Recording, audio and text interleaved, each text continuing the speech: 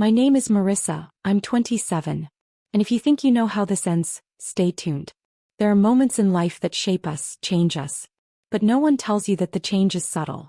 It doesn't hit you like a slap in the face. It creeps up on you. This moment, it was a quiet thing. My father, sitting at the dinner table, pointing a finger at me like I was some kind of failure and saying, "You've never contributed to this family." I remember the sting of his words. Not the shock. The sting. Felt like being smacked with the truth. A truth I never thought I'd hear. And the worst part? Everyone agreed.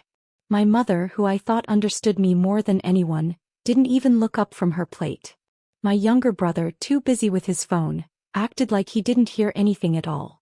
It was just me. Alone in that moment. I smiled. Not because I wanted to, but because I didn't know what else to do. I was already drowning and here they were tossing more weight on my chest. "Fine," I said, trying to sound casual, like it didn't matter. "I'll just leave then." And I did. I grabbed my things and walked out the door, my hands shaking only slightly. The door slammed behind me and in that instant I knew things would never be the same again. It wasn't just about the house or the family. It was about me. For once I was standing up for myself. And it felt like the most powerful thing I'd ever done. The car ride was long, the streets blurring through my tear-soaked eyes, but I didn't care. I was free. Or so I thought. But freedom, as it turns out, is a dangerous thing. It doesn't just give you space. It makes you think. It makes you question things. Why did I have to be the one who always gave? Who always sacrificed? And why did no one ever notice? 3 weeks later, I got a call from my sister, her voice cracked with something I hadn't heard in years. Genuine emotion. "Why did the rent stop?" she cried into the phone, her words sharp and frantic. I let the silence hang in the air, the weight of her questions sinking in. It felt so good in a way to finally make them feel something. "I thought I wasn't doing anything for this family," I replied, a cold smile on my lips, though she couldn't see it. The line went silent. She didn't have a response, not the one I wanted to hear. But I heard her choking back a sob, and that was enough for me. I didn't care. They had no idea what I was capable of. I'd given everything for them, and in the end, I was the one who was invisible. So I cut them off. I blocked their numbers. Deleted their emails. I shut them out. But here's the thing about cutting someone off: they don't just disappear. Oh, they linger. They try to force their way back in, only to find the door slammed shut. But it wasn't just me behind that door anymore. It was a version of myself I'd never known existed. Strong. Unbreakable. Free. And as their perfect little world began to collapse around them, I realized that no one ever really leaves. They just get left behind. And they'll never see you coming. Not until it's too late.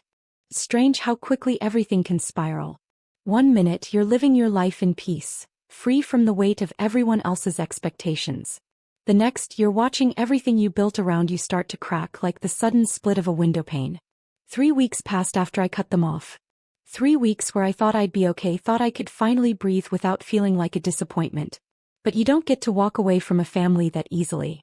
Not when there's so much at stake. I kept busy. I picked up extra shifts at the bar, rearranged my apartment, got rid of everything that reminded me of them. Photos, old birthday cards, the stupid knickknacks from family vacations. But no matter how much I cleaned, no matter how many things I threw away, I couldn't rid myself of the feeling that something was off. It wasn't just guilt, not at first. It was the emptiness. The quietness that filled the space where their voices used to be. For a while I thought I was free. But freedom isn't free, is it? Comes at a price. And that price is loneliness. Then came the text. It was from my brother. The one who'd never paid attention to me, the one who'd shrugged me off as a lost cause. The one who hadn't noticed I was the one always picking up the slack. "Mom's sick. I don't know what to do. You need to come back." I stared at it, my thumb hovering over the screen. Sick. Mom was sick. The woman who had never once asked if I was okay, the woman who sat in silence while my father tore me apart. She was sick. My heart stung for a moment, but I quickly pushed it away. There was no room for weakness. Not anymore. "I thought you said I was the one who never contributed," I almost typed. But instead I deleted the words. It wasn't about her. Not anymore. I set my phone down, the vibrations from the constant stream of texts buzzing like flies in the background. I felt nothing. Except for that gnawing feeling that had started to settle in my chest. They weren't done with me yet. I threw myself into work. Stayed at the bar late into the night, drank just a little more than I should have, let my mind wander into places I didn't want it to go. The days blurred together, a haze of neon lights and exhaustion. But even in the thick of it, I couldn't shake that feeling that something was coming. A week later, another text. This time from my sister. We need to talk. It's about Mom. Please. I didn't reply. But she didn't stop. She kept texting, calling. It was like a relentless storm I couldn't outrun. The thing about family is they always know where to hit you. They know what will make you bend. And I felt myself bending. I thought about it for a long time. What was I really after? What did I want from them? Revenge? Justice? Or was it just the simple need to be seen for once, to have someone, anyone, acknowledge the sacrifices I'd made? I'd like to say that I stayed strong, that I stood my ground. But the truth is I was starting to crack. The cracks were small at first. Just a tiny tremor in my resolve. But I knew they would widen. And when they did, I had to be ready for whatever was waiting on the other side. Then the phone call came. It wasn't from them. It wasn't from my brother or sister or even my father. It was from a lawyer. We need to discuss your mother's estate, he said, his voice cold and businesslike. There are some things you should know. My stomach dropped. Estate? Why would they be contacting me about that? I hadn't been a part of the family for weeks. I hung up before he could say more. The pieces were starting to fall into place. This was never about me. It was about control. The next few days felt like a game of chess, but one where I wasn't entirely sure which pieces were on my side, or even what the rules were. Every time I tried to get a grip on what was happening, something new would shift beneath my feet. First, the lawyer's call. Then the constant text from my sister. And in the middle of it all, this constant gnawing feeling that I was being played like a pawn in someone else's game. I didn't return the lawyer's call right away. Instead, I spent 2 days ruminating. What could they possibly want from me now? Hadn't I already given everything? My time, my money, my emotions? My very existence had been tied up in that family for years, and all I had to show for it was betrayal. I thought back to the day I left. That final moment when my father's words felt like a knife in my chest. When everyone sat there silently agreeing with him. I'd thought that walking away from them would bring me peace. But now I wasn't so sure. I looked around my apartment, still sparse, still unfamiliar. It didn't feel like home. It felt like a temporary pit stop. I wasn't really living here. I was just waiting for something to happen. And then it did. I couldn't keep avoiding the lawyer's call forever. The messages from my sister weren't going to stop either. I had to know what they were hiding. I dialed the number, and when the lawyer answered, his voice was as emotionless as I remembered. "Ms. Taylor," he greeted me. "I'm glad you called back. There are some matters regarding your mother's will that you need to be aware of. I'll need you to come in and sign some documents. It's about the inheritance." The word inheritance hit me like a wave. I didn't want to think about it. I didn't want to consider the possibility that my family might still be using me. But here it was. The bait. I leaned back in my chair, closing my eyes for a moment to collect my thoughts. What does my mother's will have to do with me? I asked, trying to keep my voice steady. There was a pause on the other end, as though the lawyer was considering his words carefully. "It's complicated," he said. "I'm afraid your mother left some specific instructions that only you can fulfill." Fulfill? I repeated, a bitter laugh slipping out. What could she possibly want me to do? There was a moment of silence before he responded. "There's a trust. Your mother set aside money for you, money that will be released under certain conditions." I felt the ground shift beneath me. Money. My mother had always been careful with her finances, always insistent that we work hard for what we wanted. To know that she had set up some kind of trust for me felt strange, alien. I wasn't the one who had been there for her after all. Not the way my siblings had. I exhaled slowly, my mind racing. This wasn't just about money. It was about control, about the way my family always seemed to hold something over me. "I'll come in tomorrow," I said, my voice quieter now. "But I need to know more about this trust. What exactly am I supposed to do?" The lawyer hesitated again, clearly uncomfortable with something.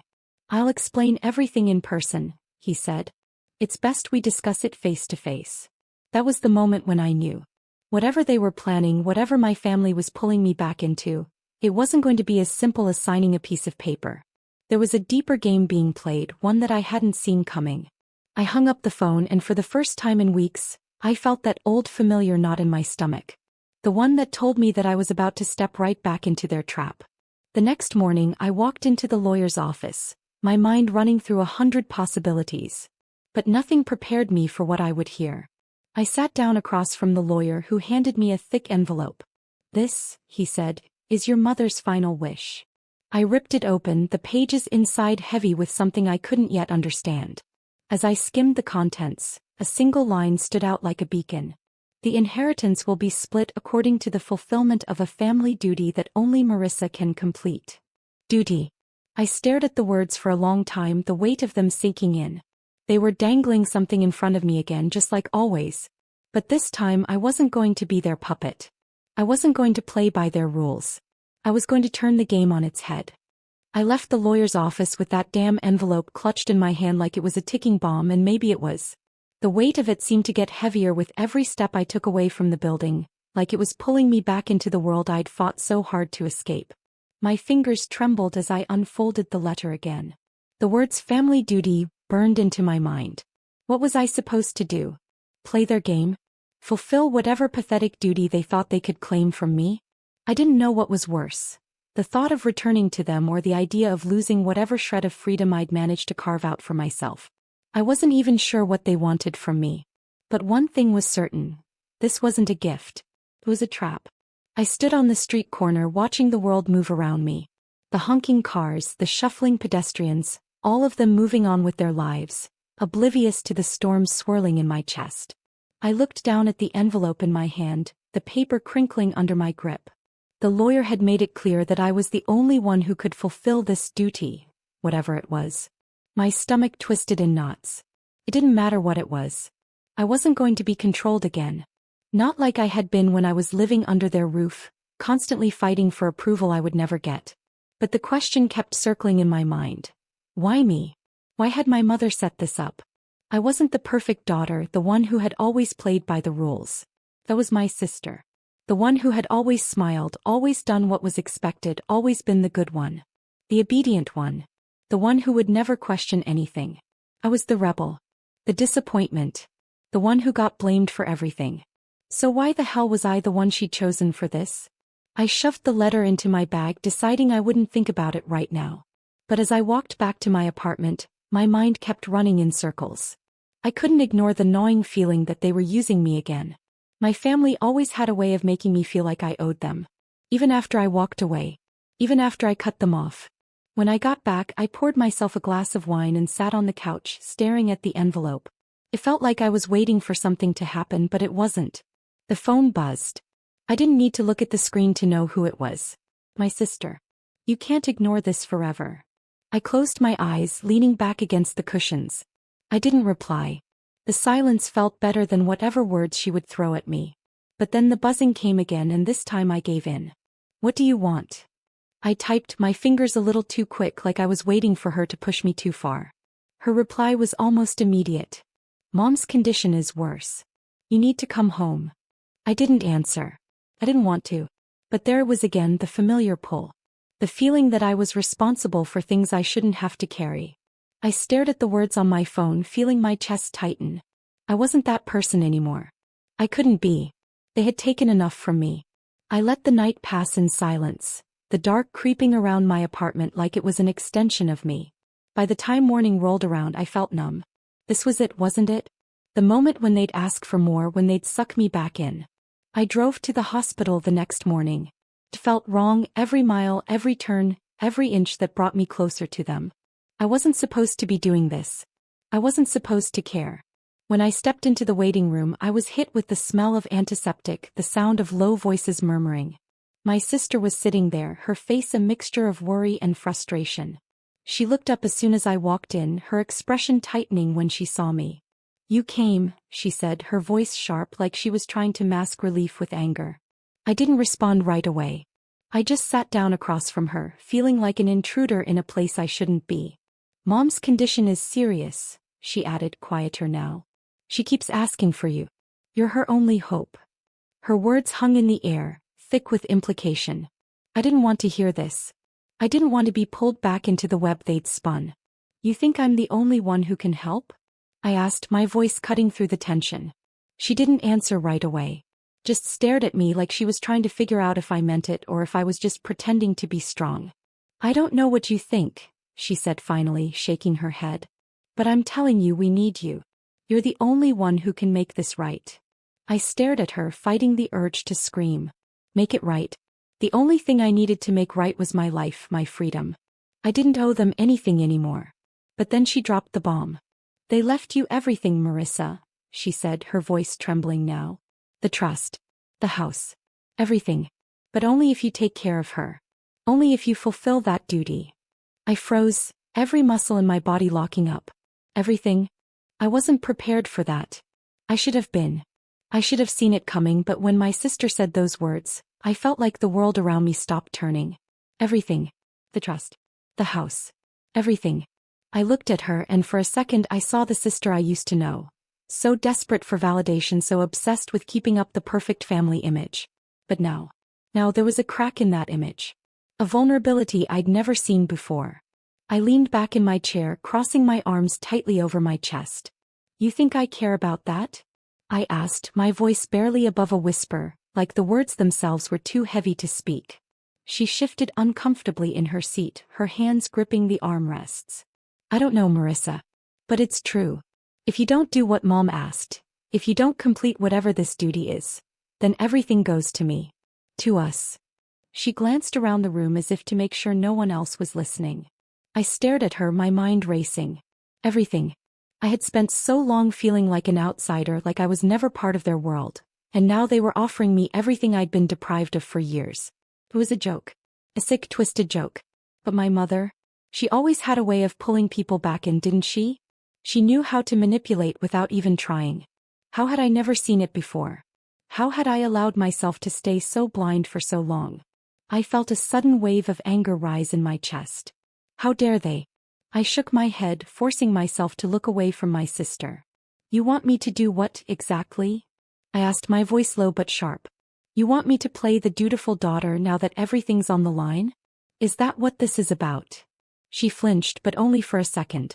Then she stood up, her posture stiff, and walked over to the window. I don't know, she said, her back to me. I don't know what you're supposed to do. I don't understand why you are the one who has to take care of it. But you're the only one who can. You're the only one who can save us all. Her words hit me harder than I wanted to admit. There was again, save us all. My family had always needed me, but they only wanted me when it was convenient for them. Only when they had nothing left to lose. I stood up, the chair scraping loudly against the floor, and walked toward her. I had to. There was no other option. I needed to see this through, see it to the bitter end. No, I said firmly, my voice stronger now. I'm not your savior. I never have been. She turned, and her eyes flickered with something. Guilt? Fear? I couldn't tell. Then what are you going to do? She asked, her voice breaking. Mom's dying, Marissa. And you're the only one who can fix this. I laughed, the sound bitter and hollow. Fix it. I repeated, pacing back and forth. You think I can fix any of this? You think I can fix you, fix Dad, fix everything that's been broken for years?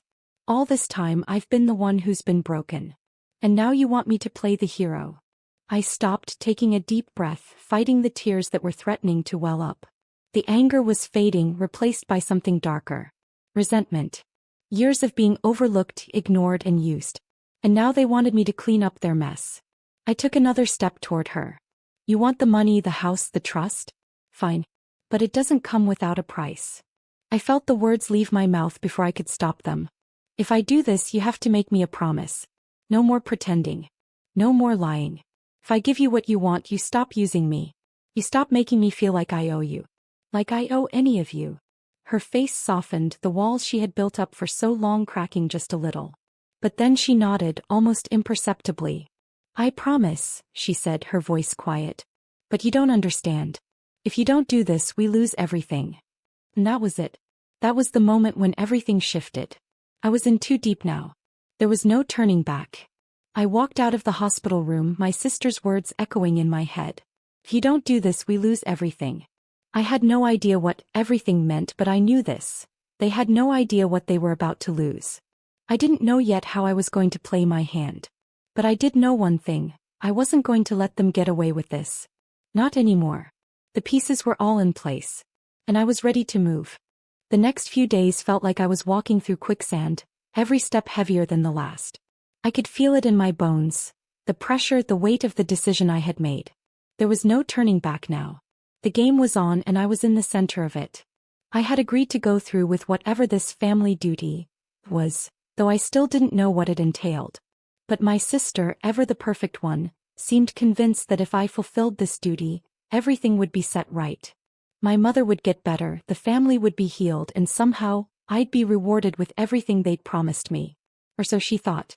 But I was playing this differently. I wasn't going to do this for them. I was going to do this for me. I spent the next few days diving into everything I could find about my mother's will, the trust, the house, the legacy they had so carefully set up for me. I needed to understand it all. My gut told me there was something buried underneath all of this, something darker, and I wasn't about to walk into this blindly. One evening, I sat down at my small kitchen table, the envelope still sitting there on the edge, taunting me with its silent promises. I spread out the legal papers, scanned over them again, and for the first time something clicked. A small detail buried in the text. A clause in the will, one that I hadn't noticed before. In order to claim the inheritance, Marissa must complete the task assigned by the family council, and failure to do so will result in immediate forfeiture of all assets, both material and emotional. I stared at the sentence. Emotional forfeiture. The words buzzed around in my head. Emotional forfeiture. What the hell did that mean? It sounded more like a threat than anything else. I flipped through more pages, my fingers shaking slightly as I read. There it was again, a vague reference to a task that was supposed to be fulfilled. The vague nature of it gnawed at me. They were forcing me to play a role I didn't want. But what was this task? And why was it only me who had to do it? I leaned back, staring at the papers, my mind running wild with possibilities. The trust, the house, the money, everything tied back to one thing. Control. They had always controlled me, my family. Now they were trying to manipulate me into doing their bidding again. I shoved the papers aside, standing up abruptly. The walls of my apartment felt too close, the air too thick. I needed to talk to someone outside of this mess. I needed clarity.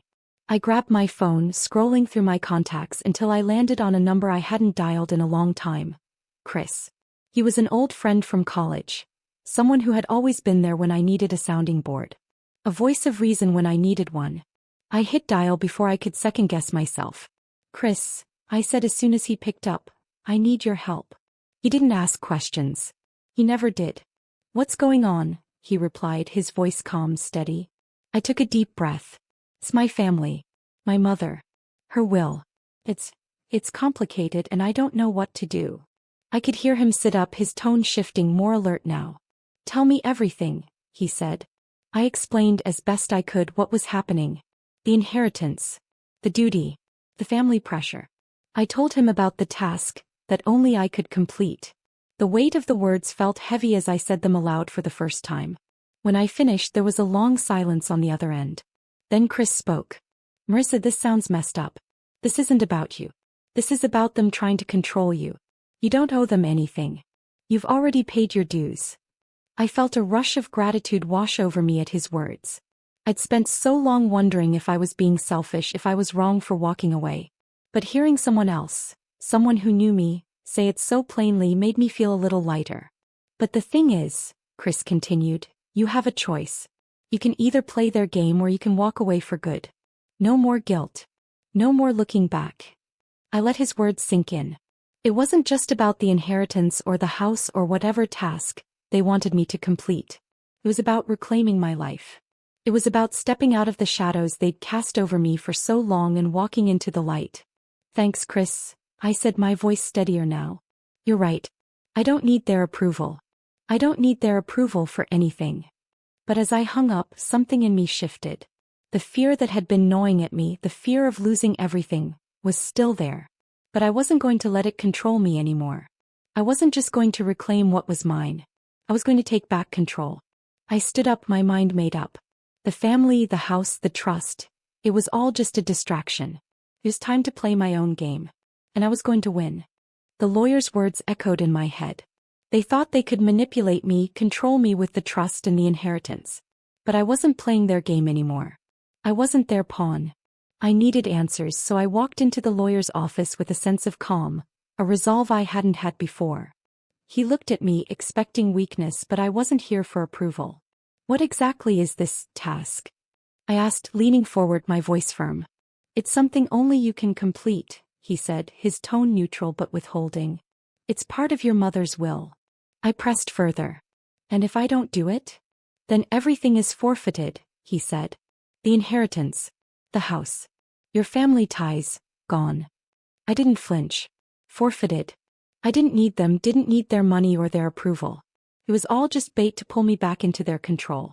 I walked out, feeling lighter than I had in weeks. The pieces were falling into place. I wasn't just fighting for the inheritance anymore. I was fighting for my freedom. The next step was confronting my family, facing them without fear. I went to their house, my heart pounding with anticipation, knowing that this would be the moment everything changed. When I stepped into the living room, I said what I needed to say. "I'm done. No more manipulation. I'm not playing your game." I wasn't just reclaiming my freedom. I was taking control. I stood in the middle of their living room, the silence deafening. My father's eyes were full of fury, my sister's full of confusion. But I didn't back down. "I'm done," I said again, this time with finality. "No more games. No more manipulation." My mother, frail on the couch, didn't say a word, but I saw the shadow of regret in her eyes. It didn't matter. The apology I had needed from her would never come, but I no longer needed it. I was free. I turned to leave, not looking back. "I'm not coming back," I said, my voice strong. As I stepped out the door, I realized something. It wasn't the inheritance, the house, or the promises that had held me captive all these years. It was the fear of letting go. But I had let go. A few months later, I received a letter from my mother's trust. Her shaky handwriting apologized for everything. "You were always enough," it said. That was all I needed. Her letter wasn't forgiveness. It was closure. I was free. Free from the guilt, the control, and the pain. I was finally at peace.